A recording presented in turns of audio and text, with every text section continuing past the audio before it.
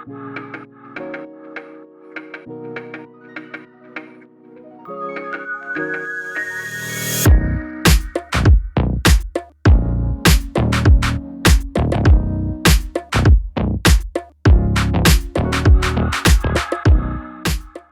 back to Not the Same, a podcast that brings you true stories of real people sharing their personal testimonies of transformation. I am your host, Rachel Heimberg. Today I am sitting with Mayson Meth. Mayson came into our church roughly a year and a half ago through our Choose to Change rehab program. As I'm sure we'll hear today, he came in at a very low point in his life, broken and addicted. I've seen the change, but I'm looking forward to hearing about all that God has done in his life. So let's get started. First, I want to say thank you. I know this is last minute, but yes. I appreciate you agreeing to talk to me. It's a pleasure being here. Maybe just start out with where you were raised, who raised you, a little bit about your childhood, and then we can lead into what events brought you to God. My name is Mayson. So I grew up in Mthatha, in the Eastern Cape, in a small town called Hillcrest, small township.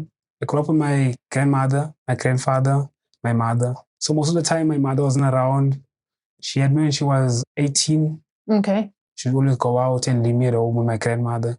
So most of the time I spent with my grandmother. She was the one who showed me the ways. And your father? My father, he was never around. I only knew him when I was in grade 8. Okay. That's the first time I met him. Okay. So your grandparents, though, you stayed with them, and how was that? It was cool because my grandfather, like anything I needed, he was there to provide. He just showed me how to, to be a man. I don't know, something like that. But that's good. So then growing up with them, what about school? I started creche, like a Christian church. Okay. From there, I went to St. Joseph, a government school in town. That's where I did my grade 1 to grade 7. So what was the environment in your home? Are you colored? No, mixed. My mother's colored, my father's black. Okay. So what kind of culture were you raised in? Yeah, it was a mixture. So they did the praising of their ancestors. They were believed in traditional stuff. So it was kind of a mix. So you grew up with ancestor worship and different things like that. Yes. And did you ever go to church? Nah, church wasn't a thing that I was really into. At home, they never went to church. Okay. So you grew up in a kind of a traditional African mixed vibe. Yes. That would have been interesting. It was very interesting, especially on the colored side, because they taught me most of the, I don't know what I can say, but the way I am, it's because of them. Yeah. I think it's just an interesting element because usually it's very easy to distinguish what kind of culture someone was raised with, right? Either it's a colored culture or like an African culture. But with you, when I would see you, you speak some of the African languages and you speak them very well. You don't sound colored, but then when you talk English, then there's a bit of a colored accent that comes out. And so I was always curious, what your background was, because it's not a distinct line, which a lot of people in Joburg, it's very distinct, colored or African because of schooling and home culture. Yes. So what is your home language? Xhosa. Okay. That's what I am, Xhosa. Do you speak Afrikaans? No, I can't, but I understand. Just like Joburg Afrikaans, slang. Yes. Okay, that makes a lot more sense. So you grew up in this household of a lot of mixed. Yes, because at home we're at a tavern. People come. It's always full. It's Friday and Saturday. People are there, they're drinking. It's loud music. So that's the kind of environment I go in. People sing, people fighting, men eating their wives. It was just bad. You were exposed to drugs and alcohol at a very young age. So exposed to alcohol mostly. Mostly? Okay. Yes. And did you ever start experimenting yourself when you were quite young? When my grandmother used to go buy stock, I used to sneak into the tavern, take a beer, take this thing called chibuku. Okay. Drink some of that there, it's like komboti, traditional beer. So we drink that there. So that's where I started. Okay. And do you have any siblings? Yes, I got a sister. Were you raised with her? I was raised with Jody. Jody is 17 right now. So it was a Christian school, your very first, was it just primary or? I did primary, I went to a different school called Zingisa. From Zingisa, I went to Mthatha International. That's where I did my grade 10, 11, and 12. Okay. And what brought you there? Because I failed at Zingisa, I failed my grade 10. So I had to think, what are my friends going to say? Because they moved on to the next class. So I nah, I'm not doing this. I'd rather go to a different school. Okay. So then you switched schools. So I switched schools. Because you said you met your dad in grade 8. In grade 8, yes. Is he from the same area? He's from the same area. But you had never met him. Was there a reason for that? No, my mom never really spoke with my father. Every time I asked her, she was like, nah, leave that one there. There's nothing he'll do for you right now. I didn't actually ask much about him. Did that bother you growing up? No, because I'm my grandfather. That's great. And my grandfather, he loved me like that old man, I loved him. That's so nice though, because sometimes people are raised without a father or even a mother, but they don't have anyone to replace them. Yes.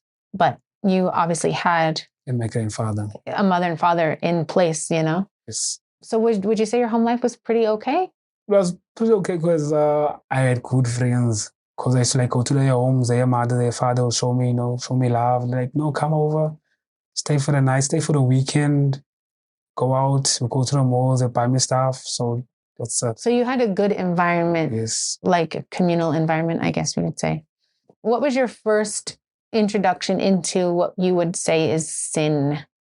When you realized like, okay, I'm not doing good things, or because obviously I only know the end when you came into the church. I don't know what led you even to Joburg. So in the community, I was the only dark-skinned guy, and most of my friends are light-skinned. I felt out. I was a black sheep because when we go to different areas for parties, they'll treat me different. They're like, whatever we're doing here, you must do it last. Wow. So I was bullied a lot. So when I went to school, I started bullying children at school. Okay. Just to, feel good about myself. So growing up, I didn't actually like my skin color. My second name, Andla, no one would call me by the name at school. If you called me that name there, I would beat you up because I felt that I was colored because I grew up with colors. Yeah. I was very angry. Angry at school. I was never in class. I was always stealing like from the teachers, their money, stealing luncheons, robbing children at school. And would this come back to your grandparents at home? Like, would they hear about it? My mother would be called for meetings. Oh, okay. And then she would come to school. That's the only time she would know it. How was that dynamic with your mom in and out and you're getting in trouble? But then you said you did have grandparents that loved you. What was that home like between your mom and your grandparents and you in the middle? Did that create some tension? So my grandmother was angry at the fact that my mother never used to beat me. So my grandmother used to beat me, like, she should beat me up. She would beat me up. And my grandfather used to like beat me up, like, bro, you're not the man of the house, so don't do what you want to do.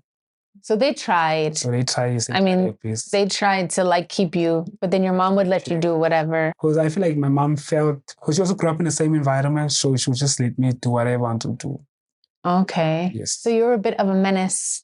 I was a problem. Yeah. To be honest, I was a problem. Would you fight physically? Yes. I'd fight to gain status, to gain approval, to be seen. I just want to do role, like, I want to be only that person. When they see me, they get scared. That's why I always wanted people to fear me. It's so interesting because I only know you now. Yes. And like, obviously I see when you're on the stage, being in drama, you come alive, or if you're emceeing, you've got this loud voice, but your in-person demeanor is very quiet. Yes. It's very calm. It's very, you're funny. You're not like this loud, obnoxious guy. So to hear you say that you were like wanting to be feared, it's interesting because it's not the same person that I see, That's why I like doing these, because I always hear like, who is that person? So as you got into high school, did that follow you? Yes, I did. Like, if you come to me and disrespect me, then we'll fight. Like what I told myself, I don't care who it is. They can't tell me what to do. I only learned authority when I came here to the church. Wow. That's the only time I knew like follow instruction. Otherwise, I was just different. I was just causing chaos most of the time. Okay. I don't care who it was. I also fight with teachers at school. Yeah. What about with the law? Did you ever get in trouble with the law? Yes, I would get in trouble with them, but I would never like go to jail. The first I've been to is a cell. Slept there for like a week. Wow. When did you get involved in alcohol, drugs, or anything like that? So I started alcohol when I was 15 because my friends would drink. I had a group of colored friends. We had a gang. So we'd drink, we'd go out, we'd party. We'd just be in the neighborhood, just making a noise. Especially Christmas time. Yeah. Christmas time, that's a time like we would drink a lot. That's why I started like Christmas, New Year's. It was like a tradition, like something we had to do. Yeah, for sure. Because our parents would literally give us money, like go out there, go buy ourselves nice things, then we'll just buy alcohol with all the money. Wow. And then what happens when you come home with no nice things and they don't care, huh? I don't come home. Yeah. So I just sleep at my homeboy's home, or I just go sneak into my uncle at the back because I'll be drunk, I'll be like wasted, I'll jump over the wall. There's times where I fell and I jumped over the wall and I go to my uncle and I lock on his window. He let me in. I'll sleep on the floor. Wow. And these are your mom's brothers? Yes. My Yeah. brothers. Okay. So did you end up matricking? I failed my grade 12 because in grade 11, that's when I started with the crystal meth after I came from initiation school. So you went through initiation school as well? Went to the mountain. That's what gave me, when people like really recognize me now, oh, this is him. Okay. So 2 podcasts ago, I had Ed Mpaga on here. That's the first time we've talked about that, but he talked about as well him going to initiation school. So we talked a little bit about that and what that involved and stuff. And so, I don't know the ages, but apparently with you, it was quite a bit older. You were quite a bit older. Yes, I was 18 when I went. Wow. So you were already like grown. Yes, I was 18. So that's kind of a different perspective because I thought normally it's when you're like maybe around 12, 13, but it can be any age of your teenagers. Okay. Was that something you chose to do? It was peer pressure. Okay. I saw my friends doing it. I saw the response they got from people around him in the community. Okay. I get the respect. So that's what I want. Like he's a man now. Yes, he's like he's somebody that you can recognize. And like I said, we talked about it a little bit with Ed, but how did you feel coming out of that? Was it negative or was it just positive? When I was there, I experienced a lot of witchcraft. Like at night, you would go outside, you would see things you're not supposed to be seeing. People used to die. Young boys used to die there, and no one would say what killed them. Wow. There's one time when it was time to sleep, so I couldn't sleep. So this other guy just stood up and he like walked past me. He walked past and he never came back again. No one knows where he went to. How in the middle of the night, scary. I don't know if I was sleepwalking or what, but then he never came back. Wow. That's when I saw, okay. So did that scare you even during that time? Or was it until later when you were like thinking about it? It was after I realized that, hey, that was scary. But then the guy who was watching over us, he told me, you just got to be strong. I don't understand when he said you just got to be strong. People were dying. People were going missing. It was bad. That's terrifying. Is there abuse that happens during those things? Yes.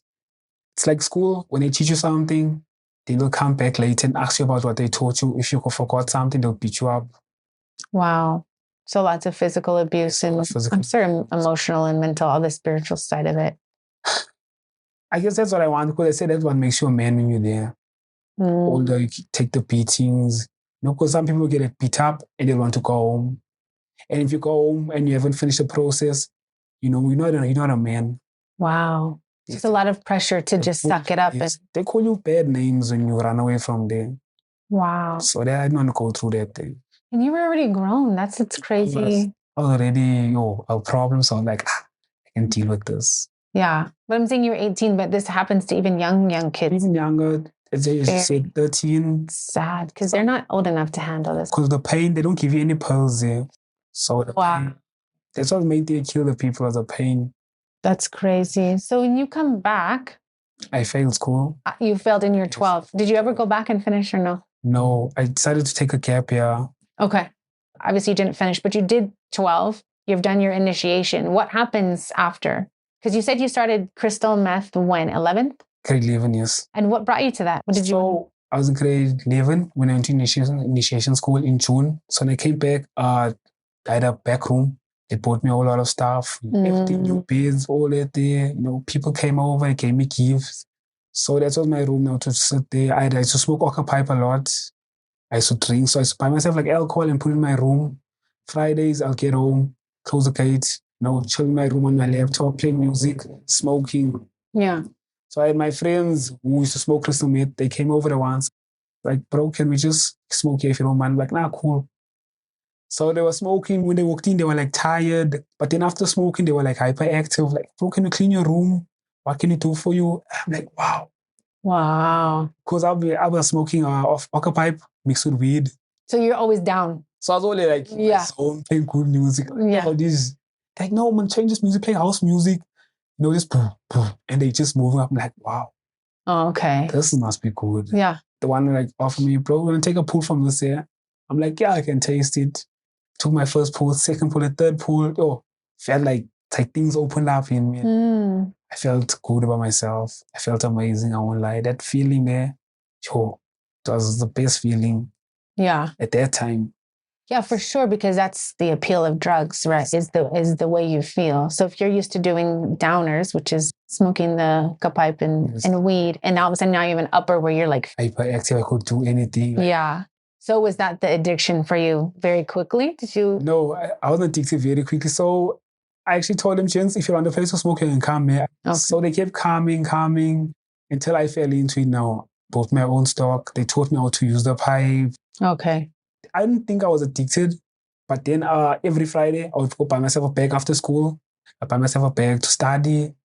Wow. I used to go out. When I'm going out, I know I don't sleep. I party the whole night. Yeah. It makes me observant, Then when it came to grade 12, I started selling it in the school now. Wow. I'm no more even worried about my books. By break time, if my stock is finished, I would bank school to go buy more stock and come back to school and sell. Okay. Were you making money? Like good money? I was making a lot of money. Because I know sometimes that's also the draw. Like, look how much money I can make. Because I would put in like a 300 Rand and get like 600 to 900 Rand back. Wow. So you're doubling or tripling your money each time? All the time. That's crazy. So no wonder you didn't pass your 12. You were stealing your 12th grade away. So then what happened after? When would you say it got to the point of addiction? I'd say when I took the gap year, because I was at the home now, my mother would no more give me money because I'm not going to school. So I would go to like different houses. So that's when I met a friend called Luandile. And then he started showing me how to do like house breakings. Oh, okay. So it started from the drugs, not having money to smoke. I have money to smoke. So then he said, okay, well, let's join the life of crime and then you can make money. Yes. Where would you go to do the break-ins? Because obviously you can't stay there. You have to go out. No, I liked crime from a young age because I've seen the older uncles in the neighborhood, they were doing it and they'll have nice girls with them. Alcohol, driving nice cars. I'm like, okay, this is cool. So crime equaled prestige, which is what you wanted your whole life. Yes. Then we started like robbing around the neighborhood. So what I'll do, I'll steal, go sell the stuff, keep the money on me, buy my drug, keep it on me. Then when like people in the neighborhood asking, hey, what's happening? Then we'll come to these different drug houses and ask, hey, who did this here? So we didn't actually like rat out each other. So I was always quiet. I would like humble myself, like, no. If they wanted to beat me, I would cry. Although I did the crime, tears would still come out. Like, I didn't do it. I'll go on my knees and tell them, like, I didn't do anything. So you were a good liar as well. Yeah, I was good at that day. And they would like, okay, now let's leave him. So my friend, he used to like get the money and go into town and go girls. That's how they caught up with him now. They beat him up, but they never ratted me out. Wow, you're lucky because drug dealers and criminals aren't loyal all the time. Wow, so how did you end up getting to Joburg? Me and my friend Rondile did a lot. From the house breakings, I went to armed robberies. Really? I started robbing garage stores.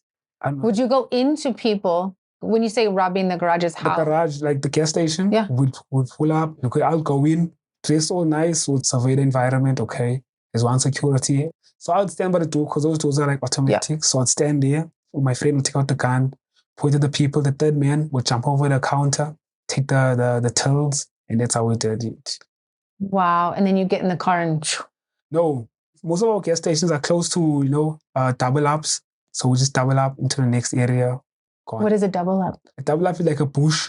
Oh, okay. So just an open pathway where we could run into the next neighborhood and then we... And you disappear. Yes. Did people chase you ever or were they just too scared they leave you? When you walk out, 2 shots in the air, so that it's a real gun, 2 shots in the air, then we make our way. That is so scary. It was exciting and then...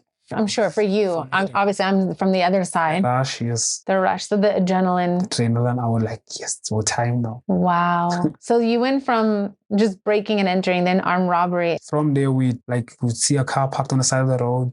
We'd look to us if it's a Golf, because Golfs are easy to start. With a screwdriver, it starts.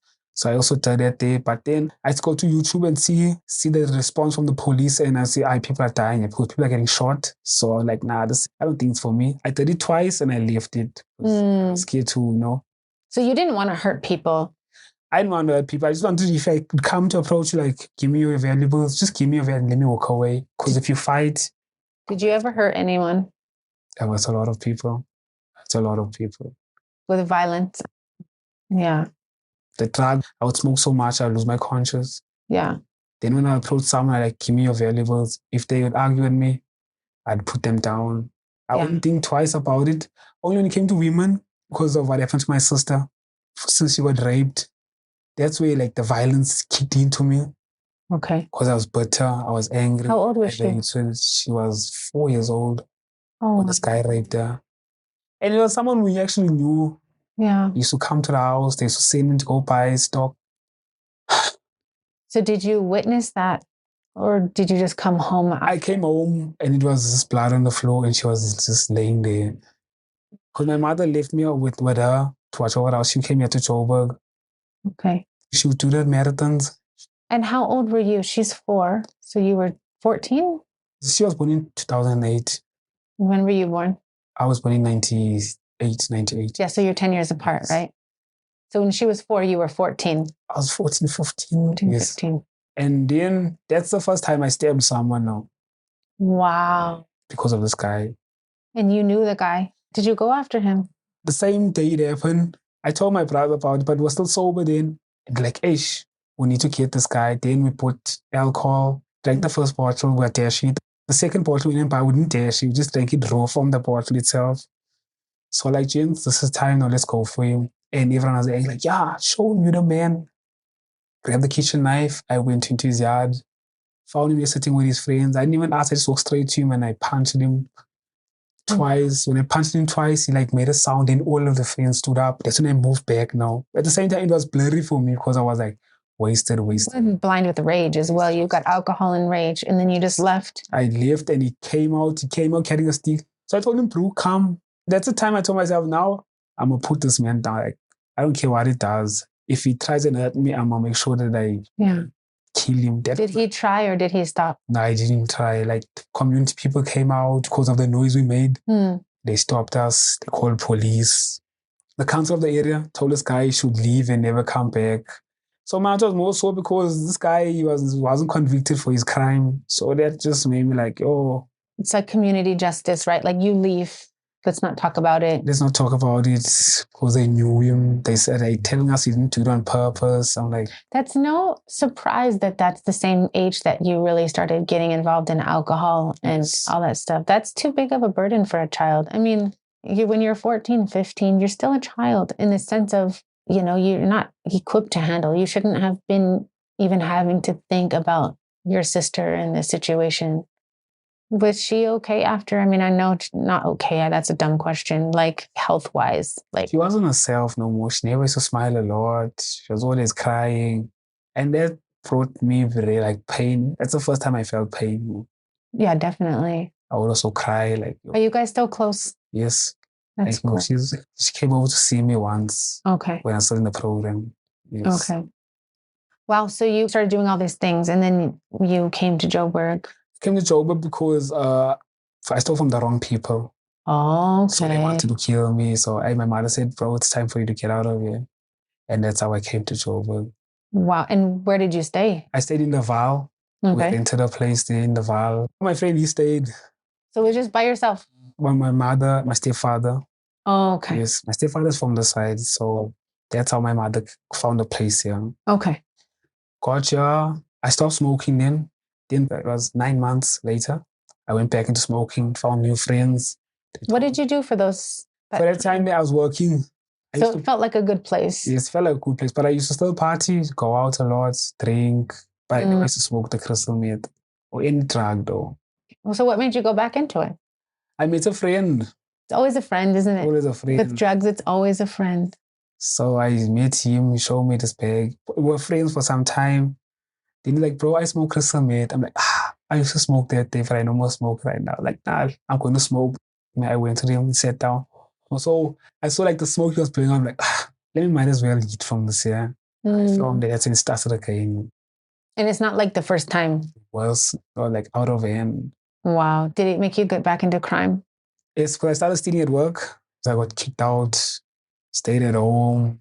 I started stealing in the house now. The smallest things, because everything sells on the street, from clothes to pots to spoons, everything sells on the street. So that's how it was. I feel like we needed to make a t-shirt that says that everything sells on the street. Everything sells, nothing else sells on the street. That's crazy. No, it's true. It's true because I hear rumors all the time and it's like they'll sell something for like 2 rand, 5 rand, 10 rand, anything. Just to put them on together. The drug was like 50 rand bags. So it was very cheap. If you get your 50 bag for the day, then like the drug will open your mind to go. Yeah, do whatever. Wow. So once you got to Joburg, you got back into drugs. How long until you found the program, or how did that come about? Okay, I don't know how did my mother find this place, but she was the one who found it. But then in that time of 2020 to 23, crime was on the highest level now. Now you're in Joburg. This is the city of crime. Yes. Like I see, okay, there's fast money. So I met Tabiso. He was good at housebreaking. He told me how to pick locks now. Wow. Now I know how to pick locks. So we would go every Friday. He stayed across the tavern. So what is tavern? We knew the people. We're like, okay, this one is about a tavern, so there's no one at home. So that's how we would do our thing, our jobs. Still in the same area. TVs, phones. How do you steal in the area that you stay and not get caught?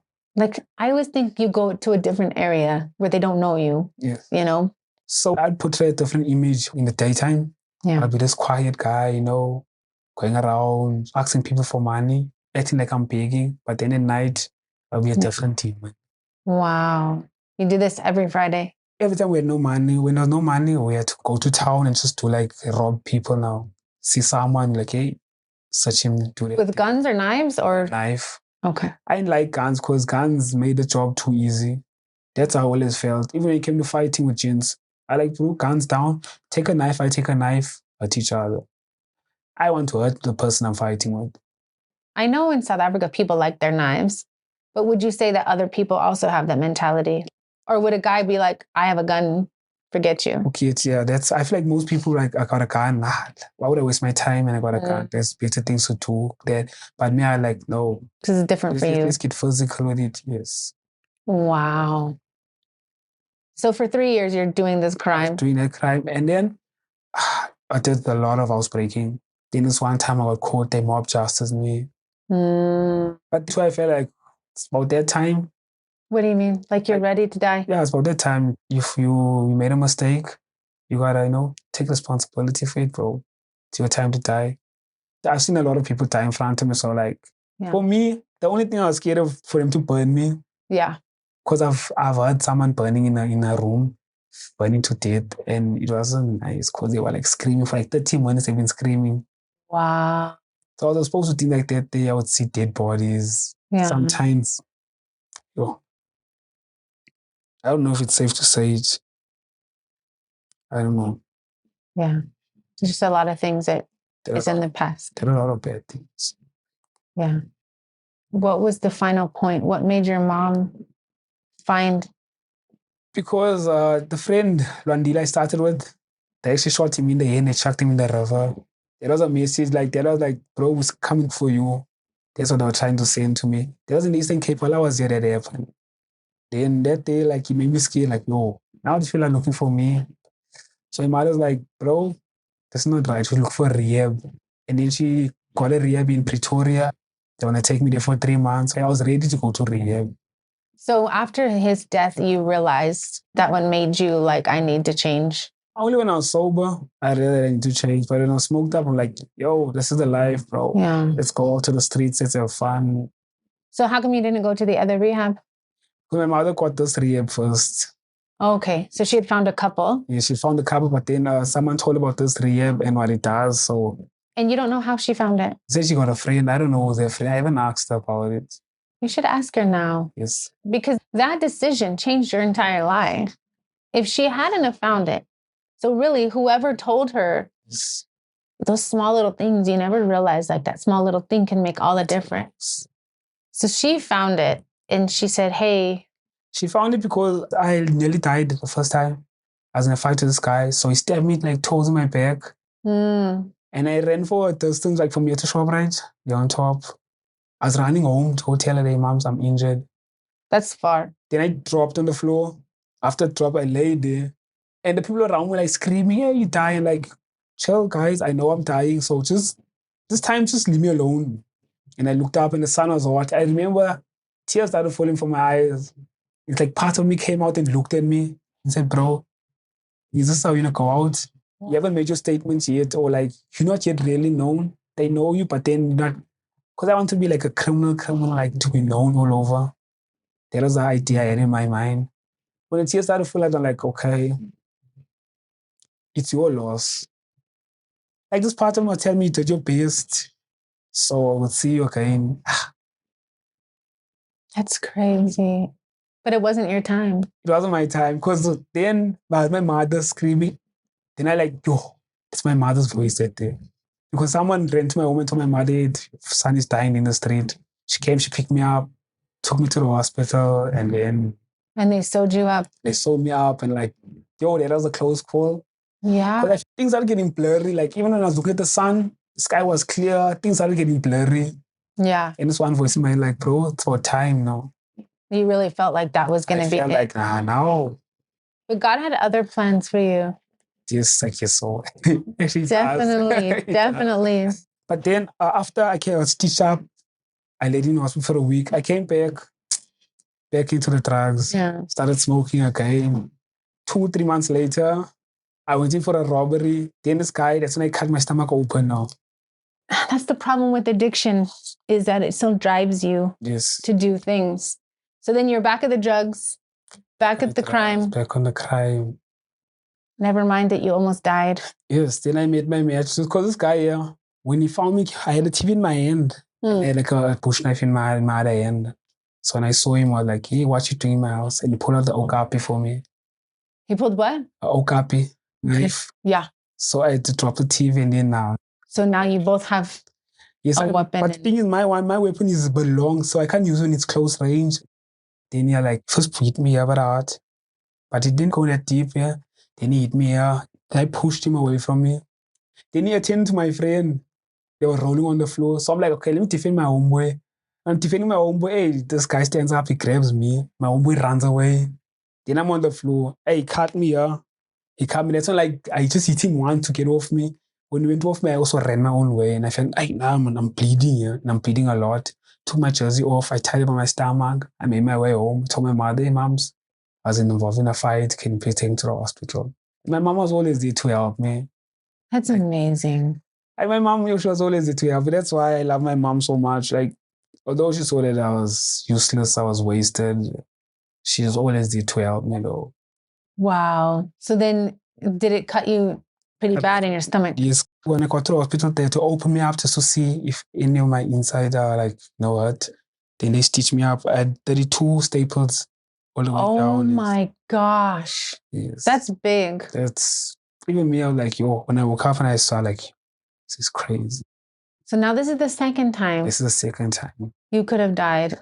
These were the most fatal injuries I've... Wow. So when did you finally decide, I need to go to this rehab? I wasn't ready for rehab.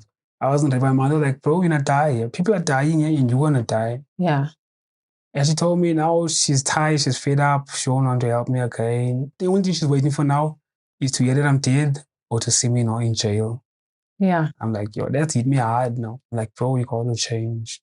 So it was because of your mom. You wanted to change for your mom, not yourself. You didn't care. I didn't care. But you didn't want her to have to do that. I didn't want my mom to bury me. That's the main thing. Yeah. Because I don't think it's right for parents to bury their children. It's not. It's very difficult. And so when did you get saved? So how I got here is I left the house on the Thursday. I came back on the Monday. Came back. I had the last pill on me, so I smoked it. I slept. I woke up around 5, like, I'm hungry now. Got inside, I washed. Like, mom, can I have something? He's like, no, we're going to Burger King. Cool, jumped in the car. I slept on the way coming here. When they woke me up, I was here outside. Now I remember from your testimony when you graduated, your mom told you were going to Burger King and you were excited, but she didn't take you to Burger King. Put me to the porter's house. She took you here. Yes. Like, why is it so full of Burger King today? Because Compton's was like packed out here. Cars. Then Pastor Pamela came out and like, oh, is this the guy you're talking about over the phone? Then Pastor Pamela told me, bro, this is a rehab and you're going to be here for 12 months. Oh, tears started falling from my face. I started crying, like, no, I can't be here for 12 months. I'm going to miss out on what's happening back at home. I tried running, so I ran to BP. I didn't actually know. I wasn't familiar with the place. I ran to BP. I got there and I said, I'm like, where am I? I don't even know where am I, like, bro. Where are you gonna go? Where are you gonna I go? got no direction because even coming here, so I was sleeping on the way here. So Yeah. I don't even know where I'm at. That was God putting you to sleep, so you didn't know. I just sat there BP. And then Pinar, one of the CPF guys, he came and fetched me. Except, bro, you know where you are, yeah? It's the Eldorado Park. So he came to me with attitude. I'm like, this one doesn't know me. So I knew like the numbers. I knew how to speak. So he's like, except I'm 28, like, so next year I'm 26. So we started exchanging words.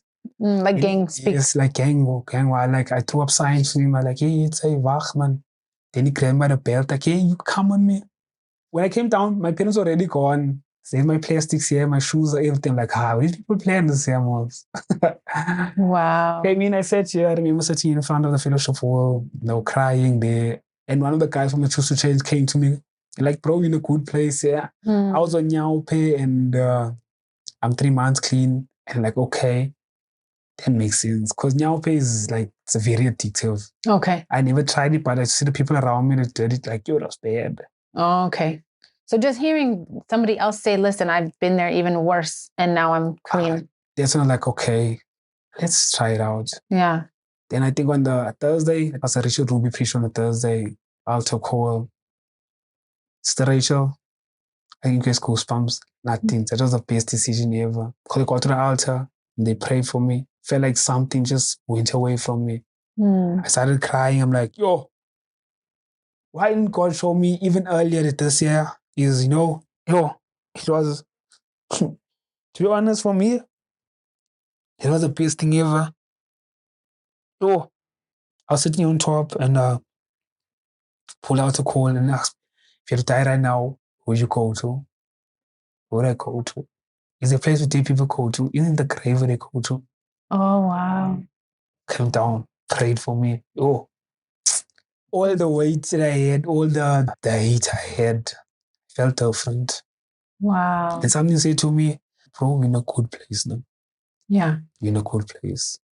Even like going from the altar, going back to where I was seated on the balcony, I was crying like, bro, this is life. Yeah. This is what now. This feels good. I don't know what it is, but it feels good. Yeah. Since then, I never turned back. That's amazing. Never turn back. Never turn back. Even like when I see gentlemen in the Choose to Change that after 5 months they want to go home, I was like, bro, where are you going to? Yeah. The atmosphere in the conference, I don't know what I felt, but it was like, wow. I didn't know what it was. I only understood it last year. Yeah.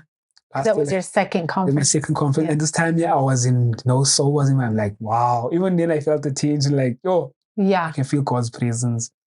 What an incredible thing, though, to come in and get saved at a conference, because it is overwhelming in that atmosphere, but then experiencing it a year later, just before you graduated, right? Yes, before I graduated. Just right before you graduate, to feel it again, but now you're a year saved. Now you're a totally different frame of mind.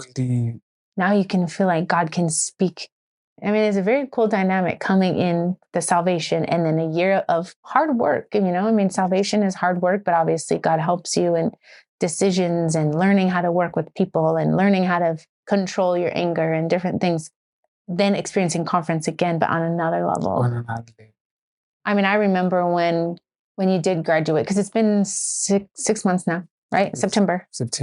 Yeah, so it's been over 6 months now that you've been graduated. And then you joined ministry immediately.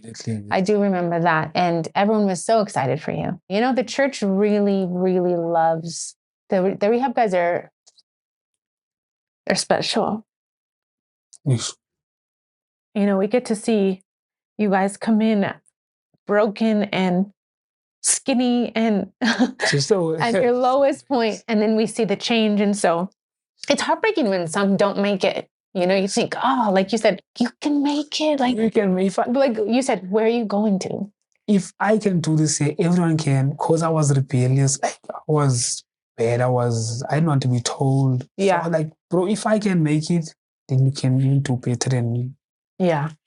And it's amazing as an outsider watching the change. And I mean, it's hectic being in a house full of guys and you're all fighting rejection, you're all fighting anger, you're all fighting addiction, you're all fighting problems with authority. Yes. But then you're learning to work as a brotherhood and being discipled and given dignity. I think the church as a whole, we're all rooting for you guys.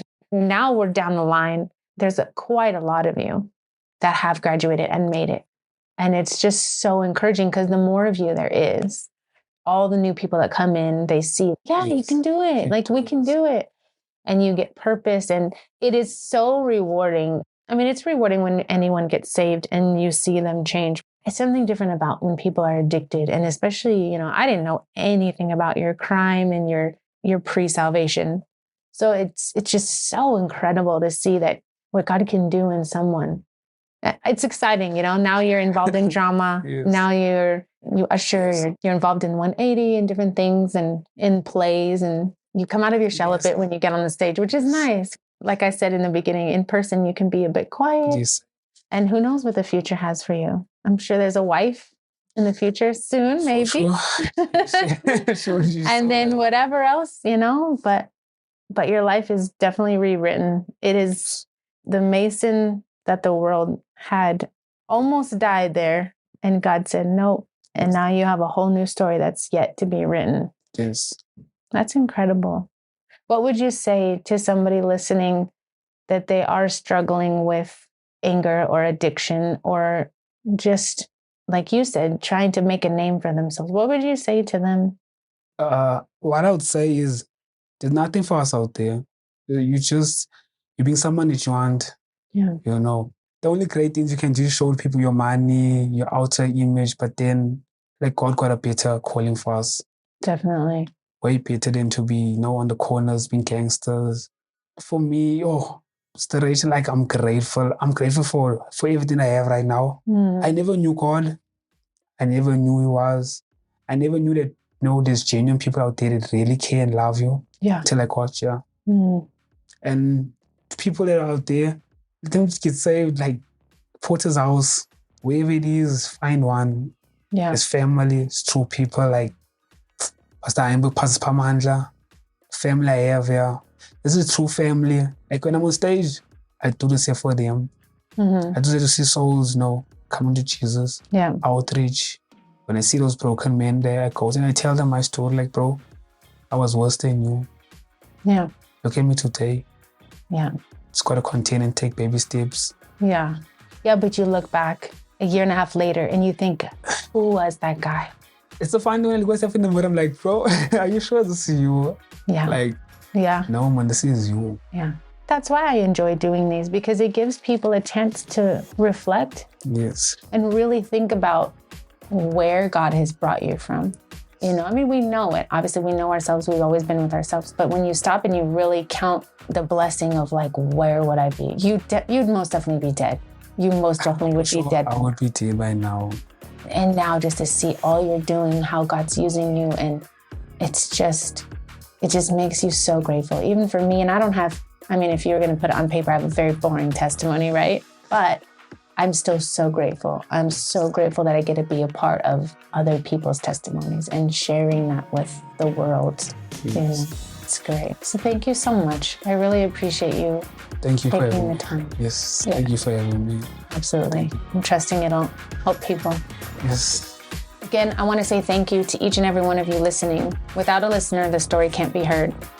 If you would like to contact me with questions, comments, or ideas, please do so through the dedicated podcast email, notthesame.cfm@gmail.com.